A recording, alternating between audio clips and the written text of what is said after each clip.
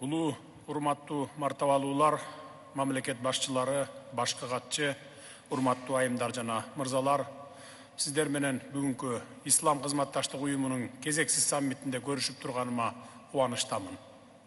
Салттуу, жылуу меймандостук жана иш-чараны мыкты деңгээлде даярдагандыгы үчүн Ыйык мечиттин камкорчусу, Сауд Аравиянын падышасы, улуу даражалуу Салман бин Абдулазиз Аль Саудка жана Сауд Аравия падышалыгынын мураскер ханзадасы жана министрлер кеңешинин төрагасы улуу даражалуу Мухаммед бин Салман Аль Саудка чын ыхласымдан ыраазычылык билдиремин.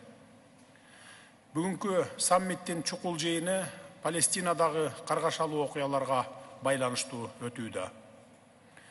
Бул чыр-чатактын кесепетинен жакындарын жоготкон үй бүлөлөргө жана бир айдан ашык убакыттан бери күчөгөн зордук зомбулуктун натыйжасында эбегейсиз жоготууларга жана кыйынчылыктарга дуушар болгон бардык палестиналык жарандардын кайгысын кыргыз эли тең бөлүшөт. Ар бир жоголгон өмүр бул трагедия. Өз кезегинде Кыргыз Республикасы Газа тилкесиндеги карапайым калктын азабын жеңилдетүү үчүн гуманитардык жардам көрсөтүүгө даярбыз. Урматтуу делегация башчылары, биз палестиналык боордошторубузга тышкы агрессияны жана бейкүнөө адамдардын өлүмүн токтотууга колдоо көрсөтүү, ошондой эле гуманитардык жардам берүү биздин жалпы милдетибиз деп эсептейбиз. Газа тилкесиндеги уруш аракеттери Палестина элинин көп сандаган курмандыктарына жана азап кайгысына алып келди. Бул болуп көрбөгөндөй гуманитардык катастрофа.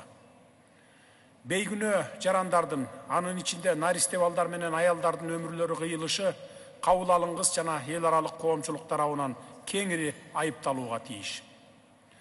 Жарандык инфраструктураларга, мектептерге, ооруканаларга жана турак жайларга тандоосуз кол салуу эл аралык гуманитардык укукту бузуу гана эмес, адам укуктарында олуттуу бузуу болуп саналат.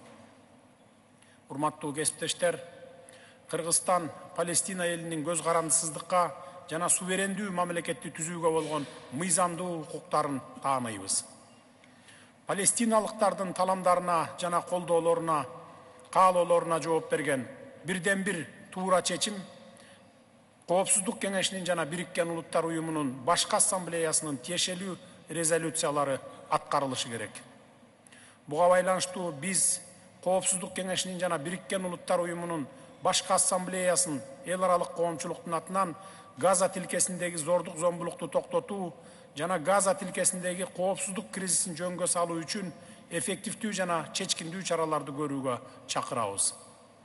Ошондой эле учурда биздин ислам үммөтүнүн эл аралык коомчулукту бул баскынчылыкка каршы бирдиктүү жана консолидацияланган позицияны карманууга ынандыруусу жана кагылышуучу тараптарды сүйлөшүүгө отургузуу үчүн эл аралык аракеттерди активдештирүү зарыл. Чыр-чатактын катышуучулары жарандардын өмүрүн коргоого артыкчылык берүүсү жана Бириккен Улуттар уюмунун негизги документтеринде бекитилген эл аралык гуманитардык укуктун универсалдуу эрежелерин урматтоосу өтө маанилүү. Адилеттүүлүк, теңдик жана адам укуктарын урматтоо принциптери Израиль-Палестина жаңжалын чечүүгө умтулууда биздин иш аракеттерибизге жетекчилик кылууга тийиш. Урматтуу делегация башчылары, тынчтык бул абстрактуу түшүнүк эмес, бул диалог. Түшүнүшүү жана эл аралык укукту урматтоо аркылуу жетишүүгө боло турган реалдуулук экенине баарыбыз бекем ишенебиз. Кыргыз Республикасы бүткүл жакынкы чыгышта адилеттүү жана туруктуу тынчтыкка жетишүүгө багытталган бардык күч аракеттерди колдойбуз.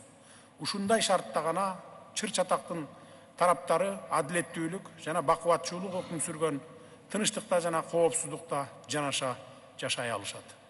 Көңүл бурганыңыздарга рахмат.